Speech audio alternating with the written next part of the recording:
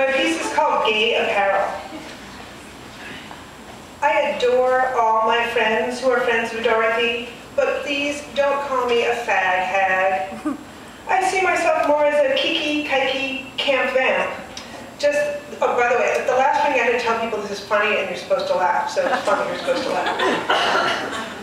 Just the latest in a line of sexy, funny, loudmouthed Jewish dames who share an innate affinity with arch gay men. It's a generously bosomed genealogy that includes Bette Midler and Barbara Streisand, not to mention Elizabeth Taylor if you count converts, and Mae West if you count anyone whose mother was Jewish, which, following a distinguished rabbinical tradition, I do. As that Dorothy of all Dorothys, Mrs. Parker, don't be fooled by her married name, she was also a member of my tribe, might have put it, please don't call me a hag, that sounds awful shrewish. I just adore every fag, because I'm a boisterous Jewess. Maybe it's no coincidence that I've spent my entire adult life in the great queer meccas of North America, San Francisco, Vancouver, BC, West Hollywood. But Portland is a different kind of queer, a veritable modern-day land of Lesbos, which is great if you want to comparison shop Subarus or pitch a few innings of women's softball. But if you want to dress up, nibble fabulous hors d'oeuvres, and engage in witty repartee, and I do, you have to go where the boys are.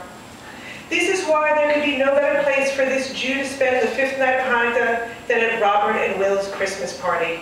I met Robert and Will at a Halloween party. I was wearing the scariest costume there, actually a group costume that I roped my boyfriend Chuck and our friend David, who of course is gay, do not bother wondering about that, into wearing with me.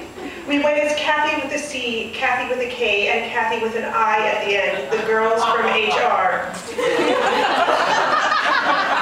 Wearing blonde wigs and the ugliest Christmas sweaters we could find at Goodwill, we spent the evening offering up trays of Christmas cookies and shrieking, "Don't you just love the office holiday party?"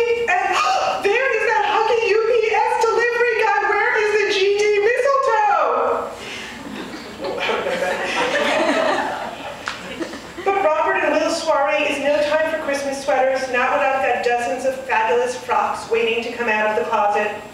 Chuck has spent enough time around me and my moes that he qualifies for near queer. He's sort of the O'Douls of heterosexual dates. Not only can I dress him up as Kathy for Halloween, I can count on him for help in making that crucial but subtle choice between the vintage 60s cocktail dress with sequins accenting the cleavage and the vintage 60s cocktail dress with rhinestones accenting the cleavage.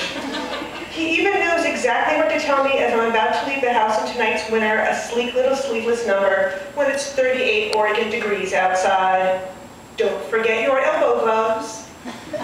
Elbow gloves have a certain faggish gravitational force, and moments after we arrive at Robert and Will's, really just as soon as I planted some big red lipstick kisses on our hosts, Chuck and I find ourselves in gay Central Station. "Look at all this meat," Chuck says. I'm relieved to realize that he's referring to the antipasto. 24-hour fitness may just as well have cut back to 18.5 tonight because every gym bunny in Portland is hopping around here. When someone introduces me to, quote, Brian with the dimples, unquote, I cannot help but inquire whether the reference is to his facial features or to another anatomical area entirely. Chuck is quickly lured off by two nice young men who offer him a blow pop. Perhaps I should be concerned that he's taking candy from strangers, but I'm too busy being surrounded by so much fabulousness. I'm truly in my element, that element being crushed velvet jackets and silver muscle tees. The boys and I are trading quips like characters out of a Truman Capote story when I overhear another guest say, "I heard Lois is here." I turn to discover the speaker is someone I've never met. For a moment, I think this means that I have truly joined the ranks of Bette and Barbara and now have bona fide fans. Will crushes this dream like it was so much ice in his banana daiquiri, explaining that there's another Lois in attendance, someone he knows from work. The from work contingent are very easy to spot. They are the only straight people here, near her, Chuck, and myself excepted. I immediately go in search of the other Lois. I find her hanging out next to the bar. I like her already. We quickly confirm all that we have in common, our name, our sign, Scorpio, a ribald sense of humor. Noticing my purple glasses and purple suede pumps, she says knowingly, "That's my favorite color."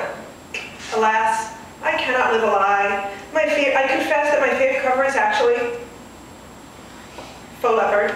See what I didn't expect a big podium. I wouldn't want to hear about it. Though I declare diplomatically that purple is an excellent accent color.